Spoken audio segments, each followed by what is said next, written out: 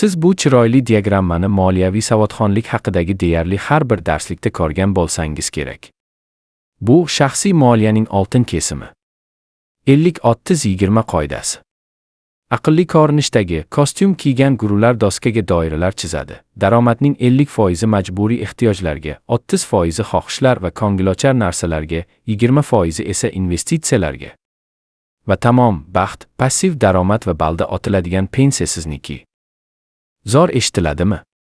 Mantiqli, tartibli, matematik jihatdan mukammal. Siz kalkulyatorni olasiz, hisob-kitob varagingizni ochasiz va tushunasizki, bu matematika sizni oldirmoqchi. Chunki bu chiroyli amerikalik nazariyani Saratov yoki Tverda 35-40 ming rubl maoshga moslashtirmoqchi bo'lsangiz, boylik strategiyasi emas, balki ormonda tirik qolish bo'yicha qo'llanma chiqadi. Bugun men sizga muvaffaqiyat kurslarini sotuvchilar meni yomon ko'rishga sabab bo'ladigan gapni aytaman. 50-30-20 qoidasi bu tuzoq. Bu toq odamlar uchun qoida. Kambag'allar uchun u nafaqat foydasiz, balki zararli. Har oy debet bilan kredit to'g'ri kelmagani uchun sizni o'zingizni omadsiz his qilishga majbur qiladi. Bugun biz hayotning haqiqiy matematikasini tahlil qilamiz. Daromadingiz tirikchilik minimumiga teng bo'lsa, foizlar nega ishlamasligini ko'rsataman. Va boshqa sxemani beraman, qattiq, kinoyali, lekin ishlaydigan. Qarzdorlikdan aqldan ozmasdan chiqib ketishga va jamgaradigan narsa yoqdek tuyulgan paytda ham jamgara boshlashga yordam beradigan sxemani. Mening ismim Invest Mushuk. Bu kanalda biz havoqalalarni qurmaymiz, biz iqtisodiy haqiqat granitini kemiramiz. Bugun biz budjetlashtirish haqidagi eng katta afsonani parcha-parcha qilamiz. Biz bu qoidani oylab topgan Elizabeth Warren nega hech qachon Rossiyadagi bir xonali kvartirada yashamaganini bilib olamiz. Asosiy ehtiyojlar inflyatsiyasi nima ekanini va nega maoshingizning 50% ovqat va kommunal to'lovlarga ham yetmasligini tushunamiz. O'yin qoidalarini haqiqatan o'zgartiradigan mutlaq raqamlar strategiyasini ko'rib chiqamiz va ba'zida 100 rubl jamgarishdan ko'ra shokolad sotib olish muhimroq ekanini anglaymiz.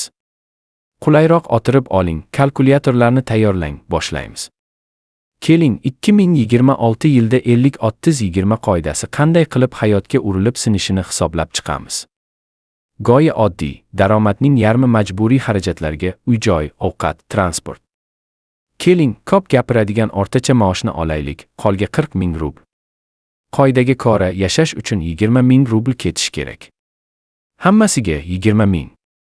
Qishda kommunal to'lov kvitansiyasini oxirgi marta qachon ko'rgansiz?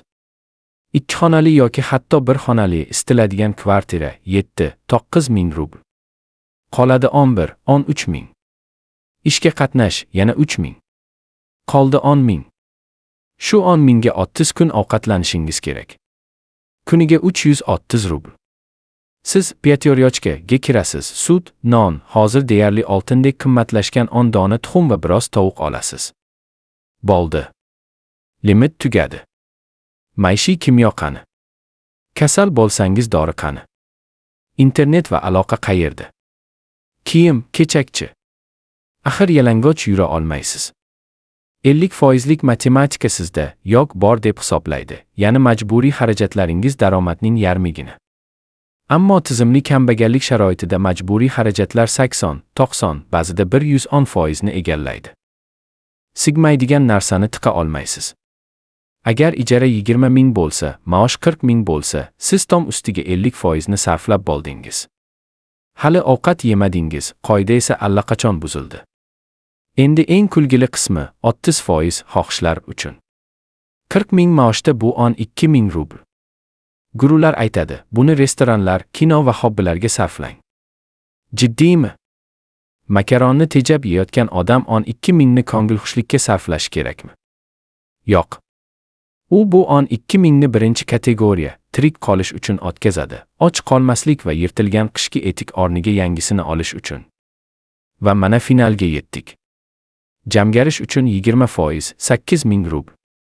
Oy oxirida bosh hamyonni, undagi nolni yoki kredit karta qarzini ko'rib, o'zingizni ayblaysiz. Men intizomsizman deysiz. Pul bilan ishlay olmayman. Yo'q, ayb sizda emas.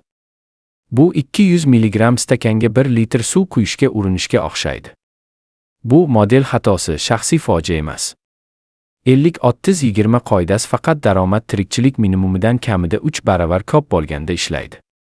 AQShda bu qoida oylab topilgan joyda, u oyiga $5000 topadigan o'rta sinf uchun. Uni 35 000 rubl maoshga qo'llash iqtisodiy mazoxizm. Bu sizni foizlarga qarashga majbur qiladi, real hayot bilan aloqa uziladi. Yana bir yashirin dushman bor, bu formulalarda yo'q. Bu kambag'allik soligi. Pulingiz kam bo'lsa, hamma narsa siz uchun qimmatroq. Siz sifatli texnika ola olmaysiz. Arzonini olasiz, u 1 yilda sinadi. Oziq-ovqatni ulgurji ola olmaysiz. Kichik qadoqlarda olasiz, kilogrammi qimmatroq. Oylikkacha yetmay qolgani uchun yovvoyi foizli kreditlar olasiz. Bunday vaziyatda muqaddas 20% jamgarishga urinish o'zingizni oyog'ingizdan otishdir. Tasavvur qiling, kredit kartangizda 30% iliadik foiz bor, siz esa qoidaga amal qilish uchun pulni 15% omonatga qo'yapsiz. Har soniyada pul yo'qotyapsiz. Matematik jihatdan avval yonginni o'chirish foydaliroq, yonayotgan ombor ustida xavfsizlik yostiqchasi qurish emas. Xo'sh, nima qilish kerak? Taslim bo'lib, hammasini nolga sarflashmi? Yo'q. Boylar uchun yozilgan darsliklarni tashlab, harbiy iqtisodga o'ting.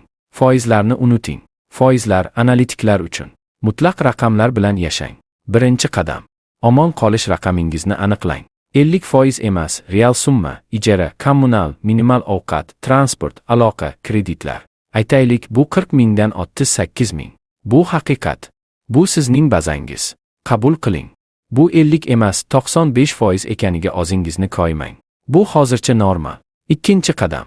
Qolgan chaqalar. Bizda 2000 rubl qoldi. 20% qoidasi 8000 jamgarishni talab qiladi. Bizda ular yo'q.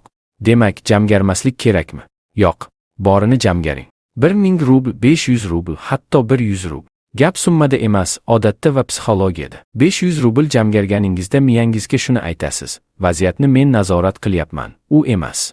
Bu biz oldingi videolarda gapirgan kognitiv resursni shakllantiradi. Bu kichkina bo'lsa ham g'alaba hissini beradi. Uchinchi qadam. Xarajatlarni emas, daromadni optimallashtirish. Gugurtni tejashning ham chegarasi bor. Siz ovqat yemay qo'ya olmaysiz. Siz kvartira uchun to'lamay qo'ya olmaysiz. Tejashning pastki chegarasi nol.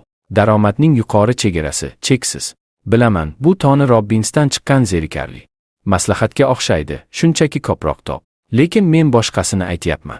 1 soat vaqtingizni hisoblang. Agar siz 100 rubl tejash uchun 3 soat sarflasangiz, siz soatiga 33 rubl ishlayapsiz. Bu vaqtni uyquga, o'qishga yoki qo'shimcha ish qidirishga sarflaganingiz yaxshiroq. Sizning vazifangiz 50-30-20 jismonan mumkin bo'lmagan omon qolish zonasidan chiqish. Siz 35 ming topayotganingizda formulangiz 95 ga 5 yoki 90 ga 10. Va bunda uyat yo'q. Uyat o'zingizga yolg'on gapirish. Millionerlar qahvaga tejagani yoki maoshni konvertlarga bo'lgani uchun boy bo'lishmagan. Ular kiruvchi oqimni oshirgani uchun boy bo'lishgan. Ammo bitta nozik jihat bor. Psixologik yengillik. Agar faqat omon qolish rejimida yashasangiz, baribir buzilasiz. Psixika temir emas. Shuning uchun, hatto qarzingiz bo'lsa ham, pul zo'rga yetsa ham, o'zingizga juda kichkina quvonch budjetini ajrating. Oyiga 500 rubl bo'lsa ham. Aqlni saqlash fondi. O'sha shaurmani oling. O'sha la'nati latteni iching. Bu budjetdagi teshik emas, bu boshingiz uchib ketmasligi uchun yoqilgi. Qarzi bor, lekin baxtli odam ularni tezroq yopadi. Dunyoni yomon ko'radigan depressiv asketdan ko'ra. Va oxirgisi, o'zingizni internetdagi jadvallar bilan solishtirishni bas qiling. Bu jadvallar mualliflarida sizning muammolaringiz, ota-onangiz, shaharingiz va inflyatsiyangiz yo'q. Sizning shaxsiy moliyaviy savodxonligingiz, bu sizga shaxsan ishlaydigan narsa. Agar bu oy 1000 rubl jamgara olgan bo'lsangiz va yangi mikroqarzga kirmagan bo'lsangiz, siz zo'rsiz. Siz million topib, 1,5 million sarflaydigan odamga qaraganda moliyaviy dahosiz. Halollikdan boshlang. Hayotingizning real narxini hisoblang. Qiyin vaziyatda ekaningizni tan oling va undan kichik qadamlar bilan chiqing. Chiroyli 20% sakrashlar bilan emas.